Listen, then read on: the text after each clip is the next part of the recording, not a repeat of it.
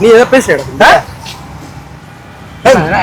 பேசாத நம்ம பாக்க நீ எங்க இருந்து வந்து எங்க வந்து பேசிக்கிற நீ அப்படிதான் இந்த ஊருக்காக நடந்துக்கிறாங்க. என்ன நடத்த உங்க என்ன நடத்தாக்க உங்க ஊரு அப்படி இருக்குன்னா என்ன பண்றது?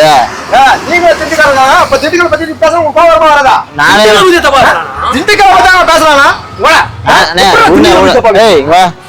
நானே மதுரைக்காரன் தானே.